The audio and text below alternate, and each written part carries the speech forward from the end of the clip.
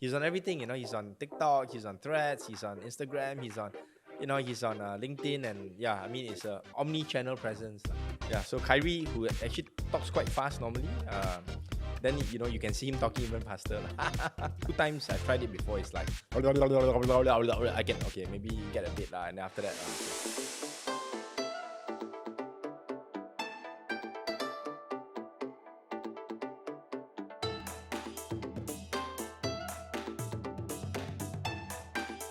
Hello, listeners. Welcome to the Crouching Tiger, Hidden Dragon podcast.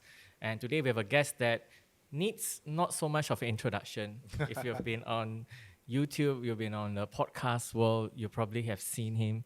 But allow me to give a quick introduction as well. So we have a former Deputy Minister of International Trade and Industry.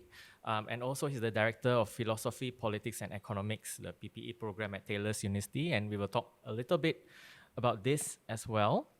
And also a former member of parliament for Bangi and also for Serdang, right? So I follow his Instagram personally. I know he enjoys jogging, watching movies, and listening to podcasts.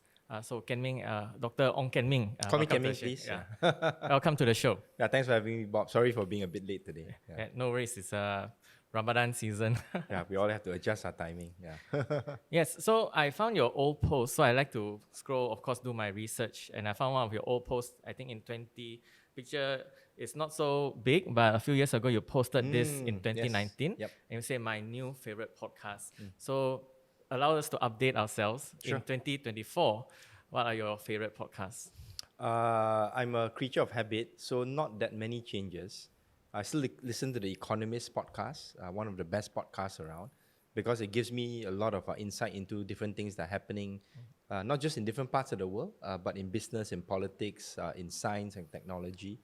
And that's still my go-to podcast. Of course, I keep myself updated with some of the local happenings with BFM, and then some of the, more sort of like nerdy economics podcasts, Freakonomics and trade talks and things like that. So it's quite a variety, and I probably listen to a few sports podcasts as well now and then when I have Which sports podcast? I'm an NBA fan. Wow, okay. Yeah, so I one of the reasons why I wanted to go to the US to do my PhD was because I was a huge basketball fan.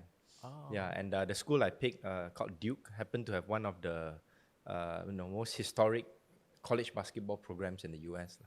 Yeah, so I still listen to podcasts. It's now, NBA podcast is now something called the March Madness happening in the US now, where you have all the top college teams playing basketball against one another. And Duke just went into the Sweet 16. So outside the US, nobody pays attention to it. But inside the US, everyone pays attention. All sports fans will pay attention during the March Madness, period to college basketball. I don't follow college basketball, but in the NBA, which is your favorite team? I should ask you first. You tell me. I like the Denver Nuggets. Oh, okay. Yeah. Nikola Jokic yes, and Jamal Murray, they were the NBA champions last year. Yeah. Good team. Passes very well. Michael Porter, Aaron Gordon. Yeah, so I do keep up. And then my favorite team is Cleveland Cavaliers. I started following them even before LeBron. Oh. Yeah. So, I still follow them. Decent team up and down a bit. But, I always like the teams that play good team basketball. Like the Celtics playing good team basketball. When they were at their high point, the Golden State Warriors, of course, very good team basketball with Kevin Durant and also Steph Curry and Klay Thompson and the rest. So, I still keep up now and then. Yeah. I like to watch Steph Curry. I like to watch 3-pointers. Sure. When I watch, yeah. And do you know where he grew up? Which state in the US he grew up in? I don't know. It's a town called Charlotte, North Carolina. Okay. Not too far away from where I studied. And he went to a small university called Davidson College that was also located in North Carolina. The reason is because his dad, Del Curry, played for the Charlotte Hornets for quite a number of years. And he was also a very good 3-point shooter. Wow.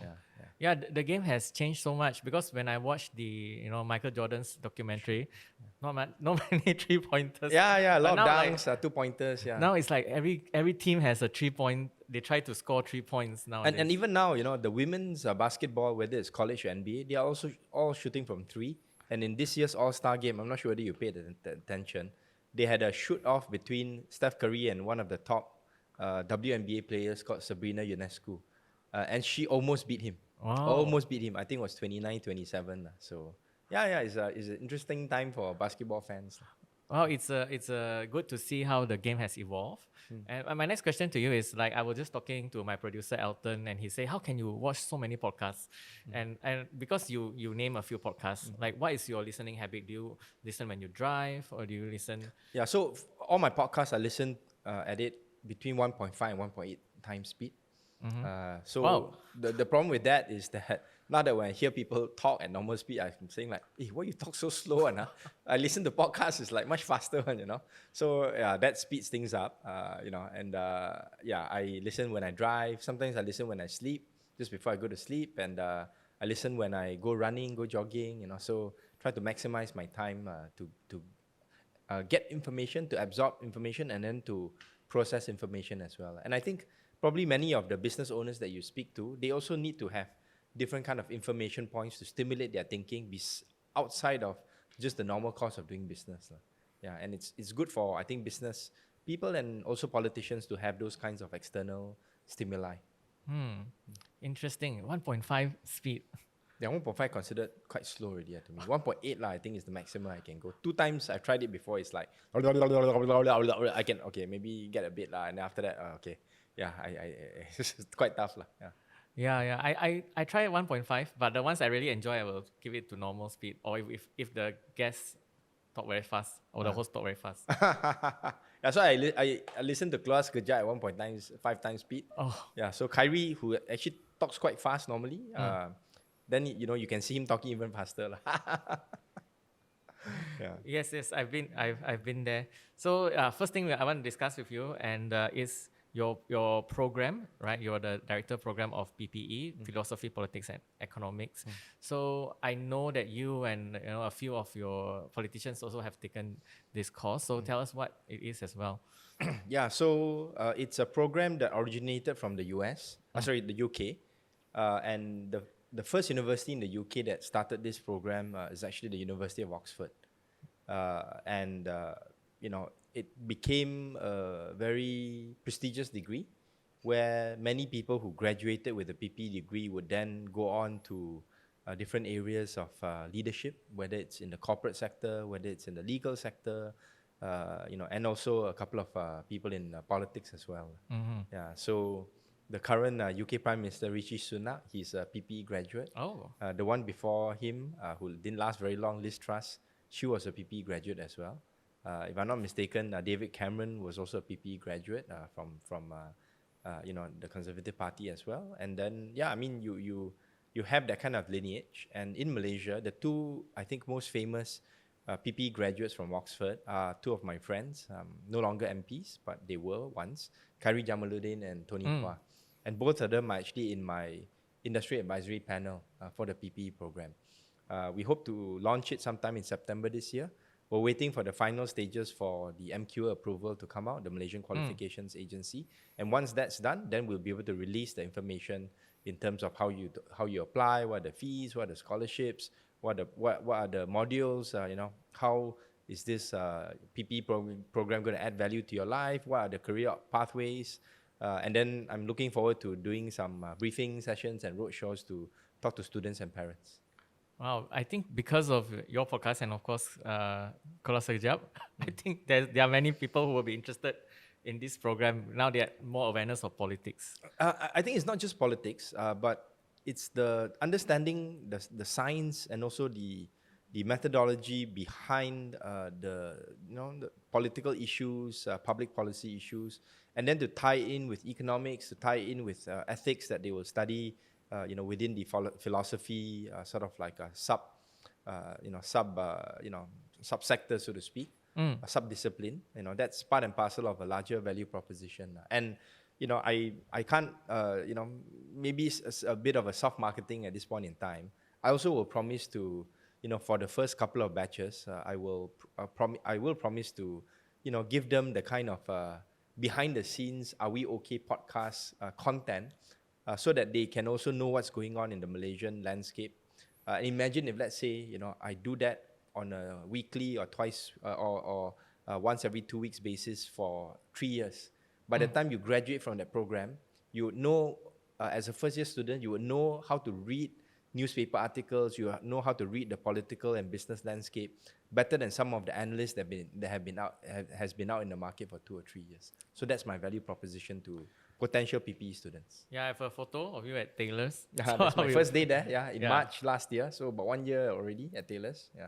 So we'll flash this up as well later in the podcast. So yeah, it's very interesting. Like in your show, Are We Okay?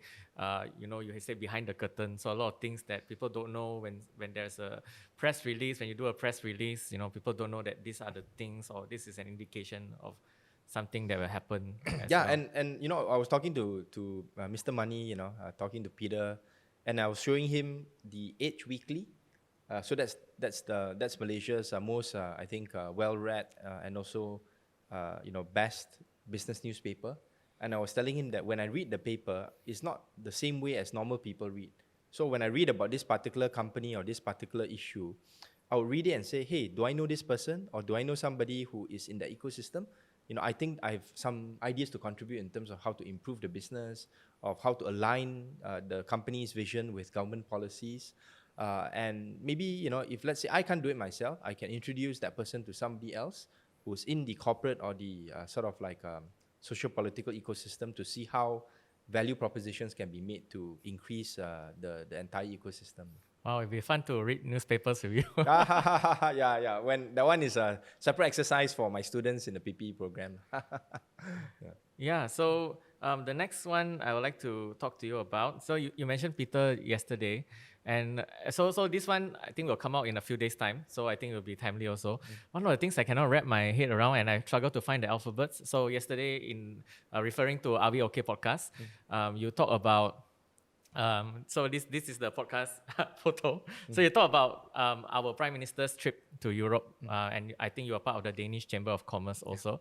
One of the words I cannot wrap my head around is the CPTPP. Yes. Yeah, Comprehensive and Progressive Trade Partnership in the Pacific. Yeah. I thought that was last time. It was proposed. TPP. It was TPP last time. Yes. How is it different? Because the US pulled out, and then we added two words there, lah. Yeah. Oh, it's a high quality free trade agreement, and Malaysia, we ratified it, before the 2022 general elections, and I think we will benefit from it. The UK has joined the CPTPP. There are other countries that are applying to, get on board as well, and that would be an important FTA for other FTAs, including the one that we may start negotiating with the EU, to refer to. Yeah, I remember it was a big thing. Like, it didn't happen. I remember Obama came to Taylor's University. Yes, that correct. time, and there was this like, TPP, and then Donald Trump became president. Yeah, but that just shows you, in business, in politics, you have to prepare for the uncertainties. You have to have a backup. You have to have a game plan. In all, the things that you do, you need to have your first option, your second, your third option. And in life, I think we also need to have a similar kind of mindset. Yeah. So we are not part of it yet. No, we are part of it. Yeah, we signed on to it. We ratified it in October 2022. And I have to give credit to Azmin Ali on this. He was the one who managed to push it through. And at that point in time, Muhyiddin Yassin agreed to it, and then he was replaced by Ismail Sabri. Ismail Sabri agreed to it as well, and I'm glad that PMX Anwar stuck to his guns, was well advised by MITI to say that this is an important free trade agreement that we should not pull out of, because if we pulled out of it after we ratified it, it would really make us a kind of laughing stock in the international arena, similar to the kind of problems that US put themselves in when they pulled out of the TPP. Yeah. And with the recent announcement of many FDIs coming in, especially in the region, it's because companies have this, all companies in the West have this China plus one policy, right? So a lot of movement. So I interview business leaders from Vietnam, from Indonesia also. There's a lot of movement, but in the region, who is also part of this CPTPP? Yeah, so Singapore is part of it. Okay, Vietnam is part of it. Yeah, so I mean, Singapore is any important FTA in the region, they'll be part of it. Yeah, so and Brunei as well. So 4 countries. Brunei is a small economy, so not really that significant in the larger scheme of things. But yeah, the important players would be Malaysia, Singapore, and Vietnam. So how does it, like, let's say I'm a Malaysian business, how I I just learned about this today, right, through the podcast. Like how can I, is it a free tariff between these countries? What happens there? Yeah, so the tariff reduction is just a basic point. Mm.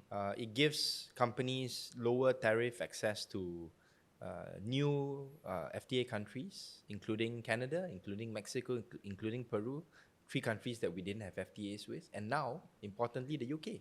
Mm. Right, so that's just a starting point. Secondly, I think because there are different chapters that are in the CPTPP, it'll take some time before they're all fully implemented. As each of them get implemented, for example, there's a chapter on SMEs, then more and more businesses will be able to benefit from the different provisions that are in the FTA. And at the same time, we are also able to use the larger CPTPP ecosystem to not just attract investments, but also improve our own policies and procedures to make them more transparent and more in line with global standards. So one example I can give to you is, as a result of the CPTPP, the government is actually is putting on the table, hopefully sooner rather than later, a government procurement act, whereby the room for direct negotiations for certain government contracts will be less and less. The room that the ministers will have to ask for direct negotiation, I want to appoint this person or that person or this company or that company as the vendor, those kinds of days will be limited, right? And the civil servants like this because it forces discipline on the part of the different ministries. MOF definitely, Ministry of Finance like this, and I think that's something good for the larger governance ecosystem in Malaysia. So okay, so I want to break it down even more. Especially a lot of my audience are SMEs. So for example, you said now UK is part of this this CPTPP, this FTA lah. FTA, okay, part of this FTA. What? So for example, if I'm a tea exporter, for example, how does it affect me? Is it when I export to the UK, I have less taxes to pay, and I have certain channels or? Yeah, so I don't think tea was taxed at a very high rate to begin with. Okay. So if you're not taxed at a very high rate to begin with before the CPTPP, you won't be able to reap so much benefits right from the onset. Doesn't mean that you can't benefit later. You can be part and parcel of a supply chain that can either export more or benefit from FDI coming into Malaysia, right? So that would be one way in which SMEs can benefit. In other areas where there are reduction in tariffs, for example, if you are a tire manufacturer, right? And last time the tire tariffs to export tariffs to the UK was somewhere between 4 to 6%. Okay. Now it's going to be reduced to 0%. Wow. So you may have read in the news, a tire plant in Malaysia recently closed down. Yes, they left. Right?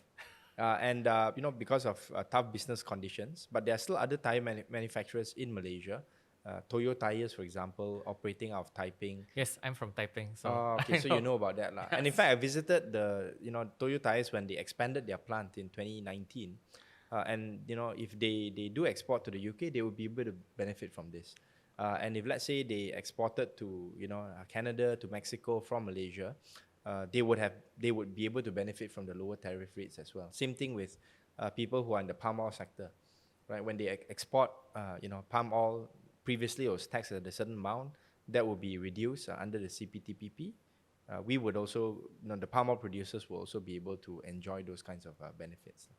Oh, so very very specific to highly taxed tea, maybe not. Maybe not. That's why you actually need to know the tariff codes or the tariff codes associated with different products. In industry, they are called HS codes.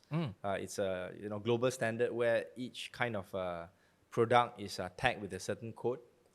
It starts with 4 digits. It can go up to 6, 8. Very granular level. The more detailed it is. But for tariff rates, I think most of it end up having settle at the six digit HS code level. So all your SMEs would need to have this kind of knowledge so that they can know which markets they can go into easier.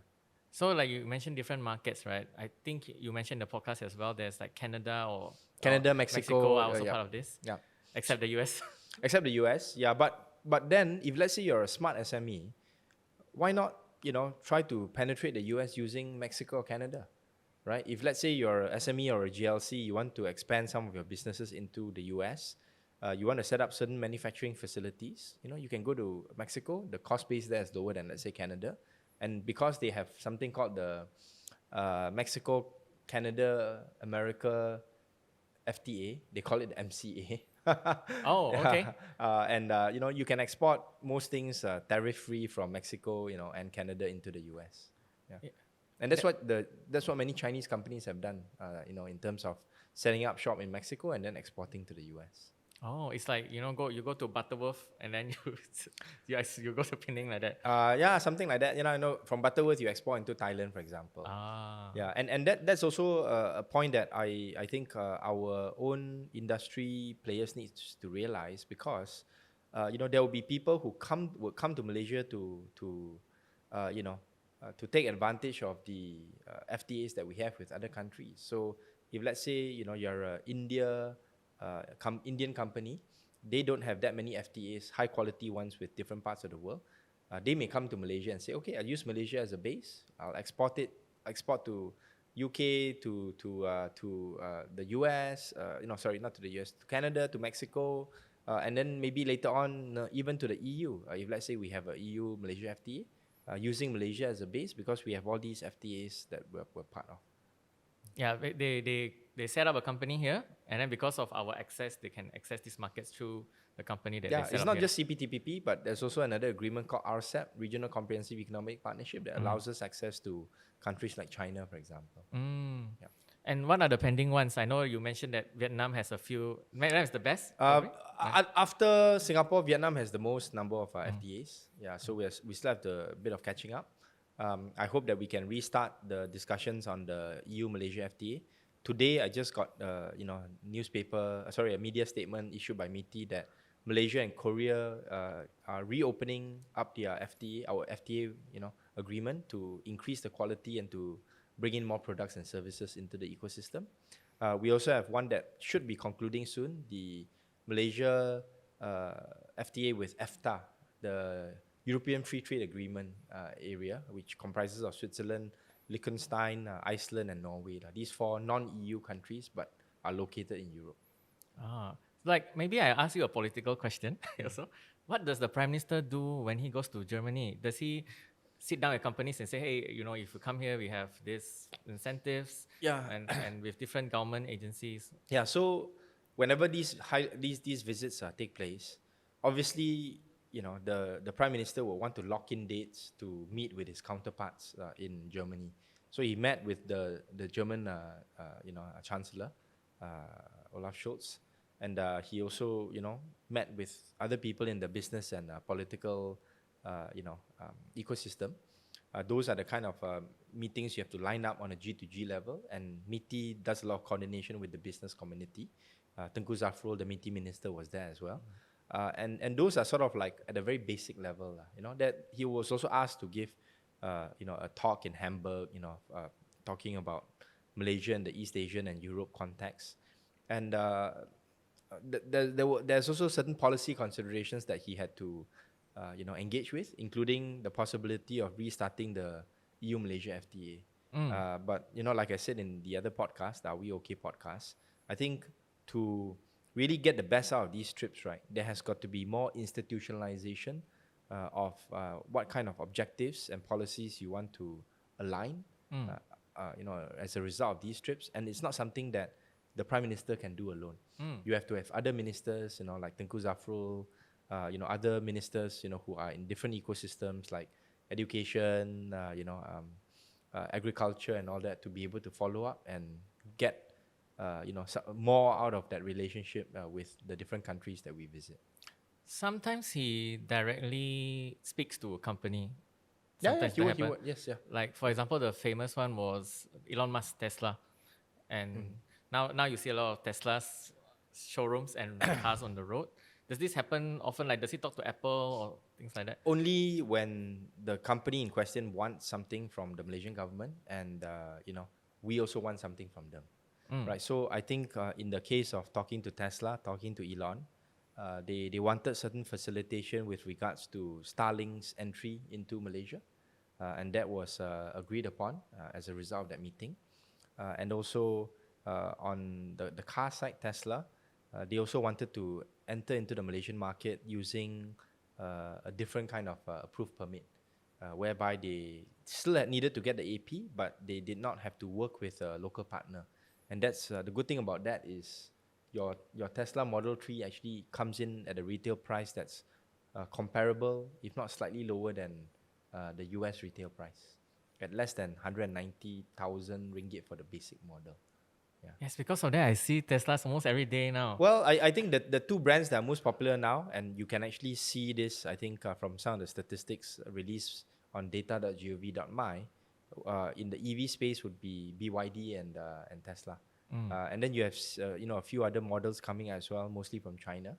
It'll be interesting to see lah. And yeah, I mean, you see some of the BMW, iX and Volvo as well. So that market, I think, is growing steadily, but from a very low base lah. Yep.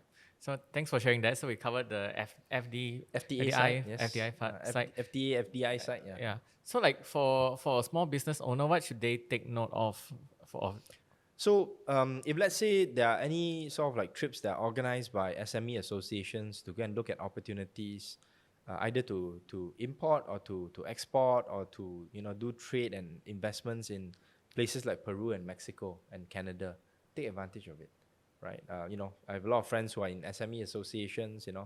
You should organize a trip, fund it yourself, maybe get some grants from Mtrade, get in contact with the Mtrade people that are in some of these markets, and then see how you can do some facilitation, business matching exercises, so that at least conversations can be started in terms of how to have more two-way trade. So, for example, I think just recently, the trade representative from Canada, Mary Ong, she was here in Malaysia, and I think she was here yesterday.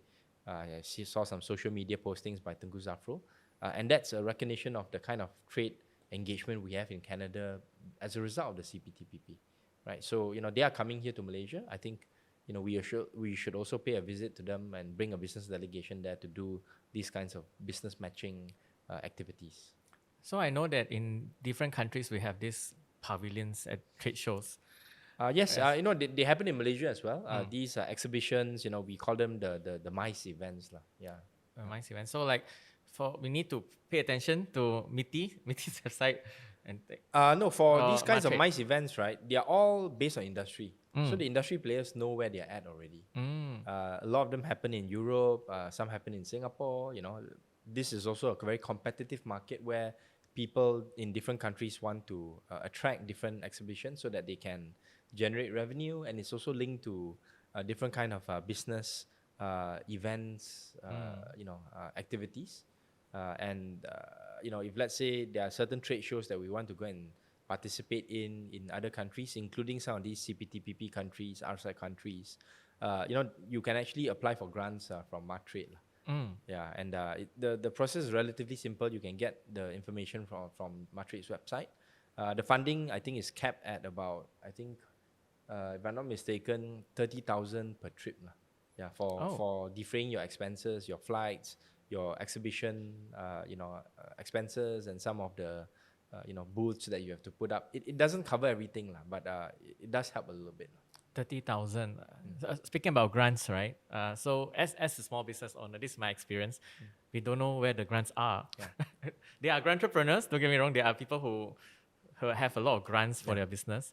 But for especially a digital entrepreneur, we don't know where the grants are. There's MDEC. There is MRanti. So many things happening. Yeah. So this is something that I think is not necessarily unique to Malaysia, but you see, each agency has their own grants, right? And they want to use those grants to achieve certain purposes, to promote the industries or the economic activities that are within their jurisdiction. But there's very little working across government ministries to try to promote these grants jointly, to even have a one-stop center where you can have access to information on all these grants lah. Right? I think it's something good to have. For those for the listeners, who are in that kind of ecosystem, I think it would be great if, let's say, we have some sort of a one-stop center consolidation center for all these grants from different ministries and agencies.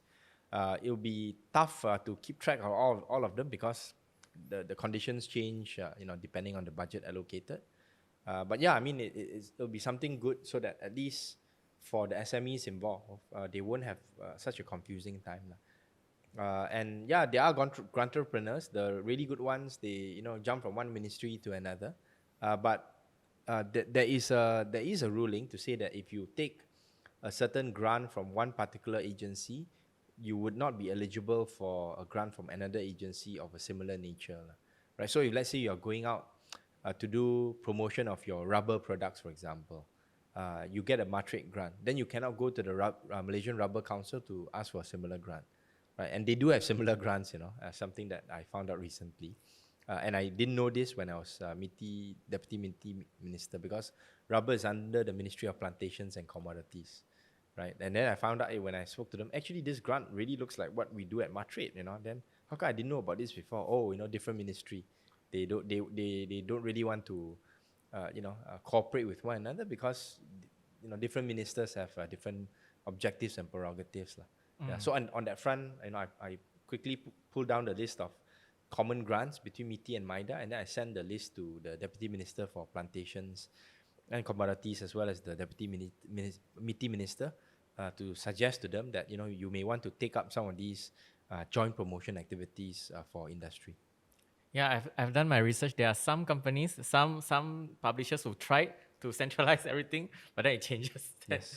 Then there should be a grantmalaysia.com that allows you to actually check everything out. Yeah, and actually the way you would be able to do this, if you could have some sort of a public API where you can pull in the latest information from these various websites that would be able to update these the information for these grants automatically. Yeah, but easier said than done. You're right. Yeah. Speaking about MIDA, you are in the board of MIDA. Yes, I was appointed last year in August by the Minister Zafrul. Yeah. Yeah. So for people who don't know, like how does MIDA help bring in investments for Malaysian businesses? Yeah. So MIDA does a lot of things. Of course, many people know it in terms of giving incentives and processing FDI applications. These are big companies, small companies from overseas. But what many people don't realize is that MIDA actually does a lot of processing for different tax incentives for domestic companies as well, right? So, for example, there's something called the Green Investment Tax Allowance, GITA, and for companies in the manufacturing sector, applying for this particular tax incentive, they actually have to go through MIDA, and MIDA will do the processing. We had something called the Industry 4.0 Industry Forward Roadmap that was launched in 2018 when the Prime Minister was Dr. Mahathir, and that grant actually was processed by MIDA. So MIDA does a lot of heavy lifting out of sight, but a very important function. And I'm glad that I can continue to serve the objectives of MIDA in my current position as a board director, but a member of the board. Yeah. Yes, thank you for sharing that. And I follow you on social media. I know that you visit a lot of companies in Malaysia. Recently, you interviewed the CEO as well. Of Accenture. Yeah. And I see this one is a photo of you at Google. So I know you've been running around at different corporations out there. Yep. So hustling. Are you inviting them on the pod, or what are you doing with them? Okay, so I call myself a policy entrepreneur. Can I ask, when I say I'm a policy entrepreneur, what is your impression of what this means?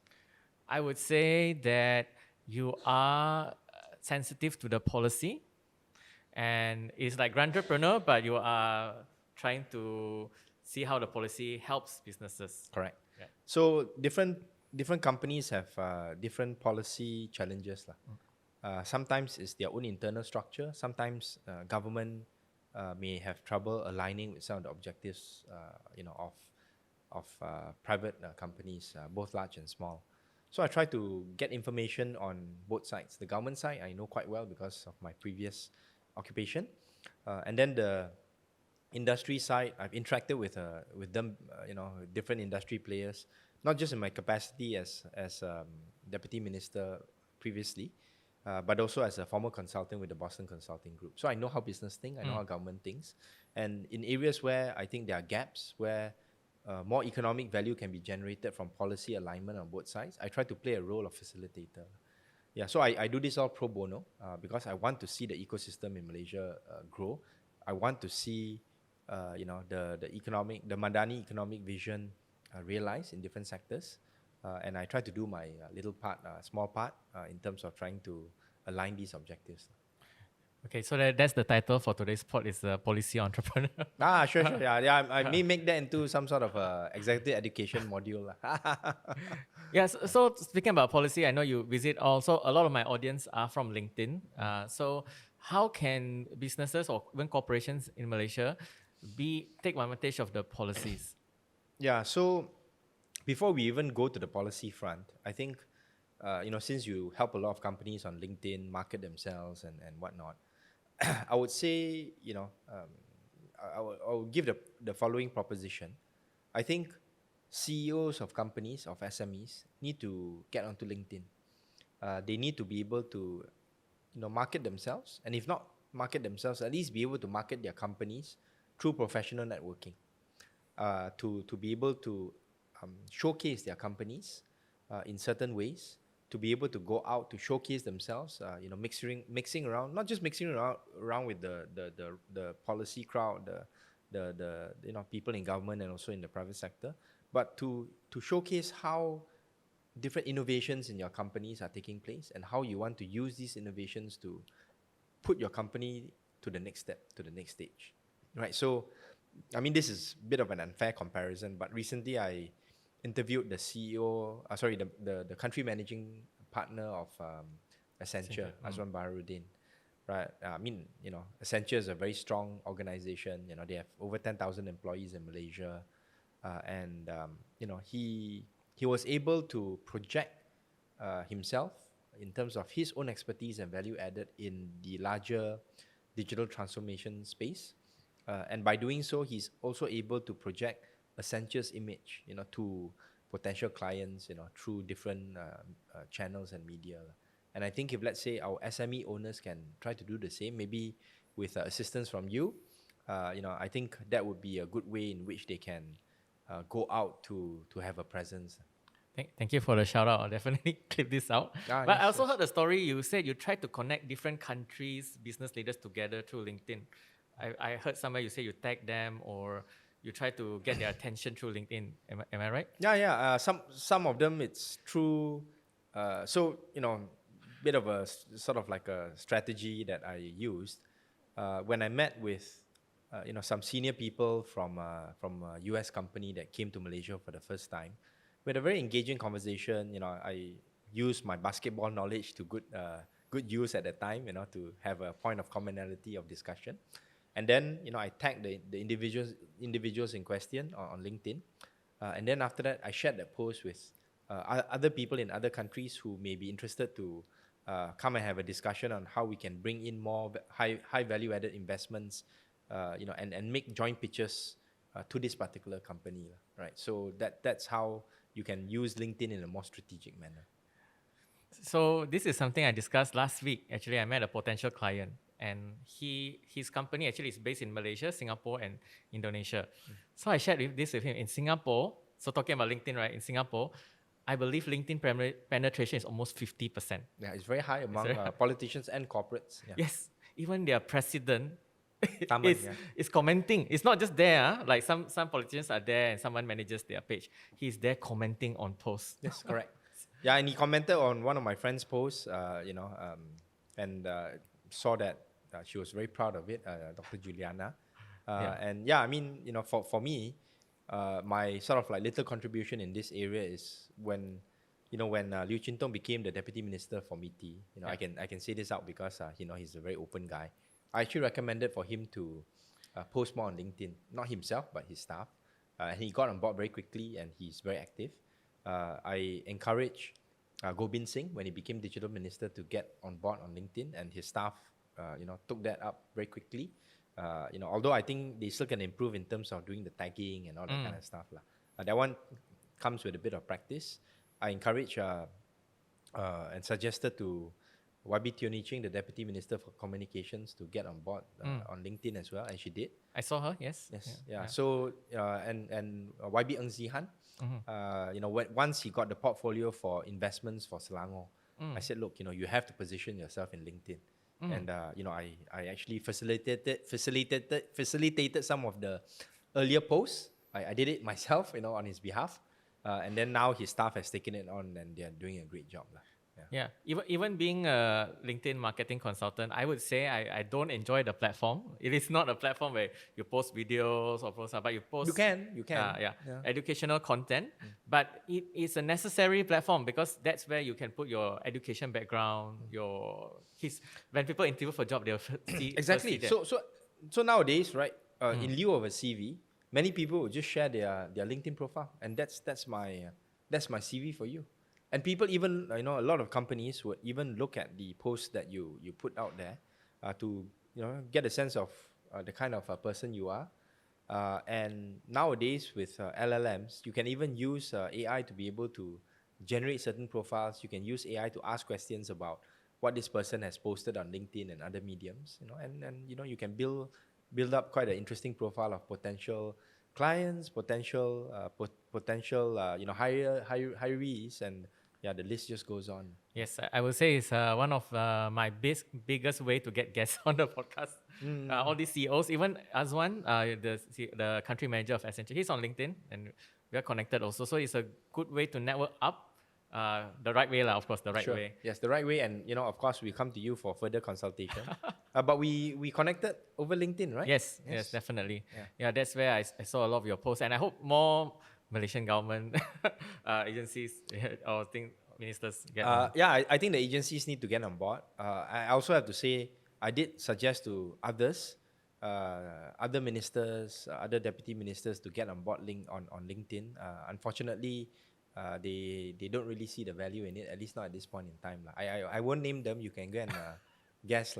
But our MITI minister is very active on LinkedIn. MITI minister Tengku Zafrul, his social media engagement is really A game. I think it's very hard to compete with him. He has a very strong social media team. He's on everything. He's on TikTok, he's on Threads, he's on Instagram, he's on LinkedIn, and it's a omni-channel presence. Yep. So speaking about SMEs, right? So just want to flash a photo of my friend with you. So Mike is actually, Mike, now you're on my podcast also. So Mike Chu, PTT. PTT. So he's an entrepreneur, but not on LinkedIn. He's in Ipoh. And so one thing that I like in your interview on BFM, you said you speak to small business owners like Mike himself, and I see you go on runs with different entrepreneurs that I know also. You want to come on a run with me? Yeah, maybe. Yeah. Elton will come also. Can. Why you? Joyce? Joyce. Can. After that, we get a breakfast. Yeah. So, what is the sentiment out there? You speak to different industries, and you know also of the big corporations and big and small. Yeah. So, what is the sentiment that you see out there? Okay. Before I go into the sentiment, I also want to say that one of the first questions that I always ask people who are in business that I interact with is, how's the economy, right? And when I say that, I'm asking not what is the GDP growth rate, what are those things. I'm saying, how is your business doing in this current economic climate, right? And they will tell me, not doing so well, some challenges, maybe a bit hopeful for the second half of the year. Prices have gone up, cost of doing business is high. And then I try to use that to dig deeper, find some of their pain points, see whether it's because of, let's say, increased costs because of higher import costs as a result of the weaker ringgit, or hard to get foreign labor and things like that. Yeah. My software cost has gone up 50% because of correct ringgit. Yeah, so these are the things that I think are good for people to know, for me to collect and collate the information and then pass it on to the relevant people to share in podcasts and whatnot. It's not only just asking them about the business sentiment, but later on to see whether I can give any inputs or tips, or advice or suggestions on how they can improve their businesses. Yeah, one of the things that I found to be very enjoyable, although quite challenging, was during COVID, I offered my services as a former consultant pro bono to different businesses. So we had about 30 businesses take it up. I got a bunch of consultants from different companies and backgrounds to help out, to reach out to some of these companies to do a bit of hand-holding for them. That initiative has stopped because, COVID is over. But yeah, I think, those are useful exercises to have, so that you get a more complete picture of what's happening in the economy, rather than to rely on very high-level figures that maybe don't tell you the full picture. So for these 30 companies, how do you help them? Actually, quite basic. Some of them, like, I asked them, oh, do you know that there's this wage subsidy program that's being offered by Perkeso, and you can register, and then you can get 800 ringgit for each employee as a monthly subsidy. Then they asked me, what is the wage subsidy program? I'm asking. I also don't know. You don't know. Okay. Yeah. So but this was available to all companies. Yeah. During the pandemic, if you have any full-time employees, you can actually ask for this kind of subsidy help. How do you spell wage? Wage. Wage. Oh, wage. Yeah. Oh, I didn't know. Yeah. So yeah, maybe you should have approached me during that time. And then there were other more strategic questions that were being asked, by different companies. But what I really found was that, a lot of companies don't have contingency planning. They don't really have, the ability to be flexible, to be mobile, to adapt to different changing conditions in the marketplace, and also to have strategic thinking, like what I said earlier, to be able to pivot, have option 1, option 2, option 3, because in terms of, strategic thinking or thinkers, I think the education system in Malaysia doesn't really prepare you well for that. Yeah. All right. So the last topic I want to talk about is something of a personal interest of me. I live in SS2, and I live next to the Penchala River, and I'm quite aware of the different rivers, and it is my hobby to go and look at rivers. You actually go down to the river, I have. You have? Okay. I go down and see the different birds and fishes interacting with each other. Okay. Yeah, and one thing that I think you posted is recently, but I think a number of years ago you kayaked on the Klang River. Am I right? Klang and Gombak rivers. Yeah. Klang and Gombak River. And what do you think of the rivers right now? Well, to sort of like summarize, the reason why I went into the Klang and Gombak rivers was because I wanted to have a really river view, so to speak, of the effectiveness of the River of Life project that was under the government economic transformation, the economic transformation program under Pemandu at that time. So yeah, rather than just criticize it for being expensive or whatnot, I organized a recce session, bike around the rivers, found entry and exit points, and then I organized the expedition to go down the river. We recorded it, so you can just put in YouTube River of Life Ong Kian Ming. You'll be able to find a 7-minute video on how I organized 2 kayaks to go down the river from Gombak all the way down to PWTC. And as a result of that experience, I then took kayaks to go down the river in my own kawasan, Sungai Langat, to do water sampling, because there were times when there were pollutants that made the water treatment plant stop operating because the pollutant level was too high. And then, I've been in rivers over 20, 30 times all around Selangor. I hope that this can, be part and parcel of a larger initiative whereby people really value our rivers and make rivers part and parcel of recreation, activity, and things of that nature.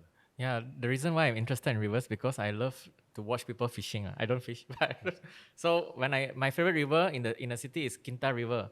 I see a lot of, even here sometimes I see a lot of monitor lizards walking around. Yeah. So for me, it's a sign. Okay, there's some sort of ecosystem there that allows these monitor lizards to not thrive. just monitor lizards, but also otters. Otters, yes. I see them now and then in this Taman Tasik Perdana or the Lake Gardens. Okay, I'll go and I saw them. Yeah. Otters, that's a good sign of a good ecosystem. Yes. So the ecosystem is healthy, could be healthier. And I think if, let's say, one day the River of Life can be upgraded until a point where we can actually do recreational activities safely, including kayaking, including swimming. I think that would be a good sign that KL has turned into a developed city and a world-class city. Yep. All right. Thank you, Kian-Ming, for coming on. Thanks for having me. And I would like to shout out. So I was just talking to Sharon. This is actually our 1 year since we started the podcast. Congratulations. And Sharon was our first guest. So I want to shout out to Iconic Co-working as well. They are actually our venue sponsor. Yeah. And this is a place where a lot of entrepreneur communities are held. They have this deck you can see here. Tomorrow they have a marketing workshop called the Marketing Kao Kao. On Wednesday mornings they have. So a lot of entrepreneur communities are in here, and Iconic Co-working is a good supporter of all the communities and Thank you for Iconic, to Sharon. Come drop by. This is in Kelana Jaya. Parking facilities are quite ample, although you may want to make sure that you come to the right location. Maybe easy to get lost in here. But yeah, nice and cool space, and hope that you guys can continue to do more podcasts here as well. All right. Thank you, Kian-Ming. Thank you.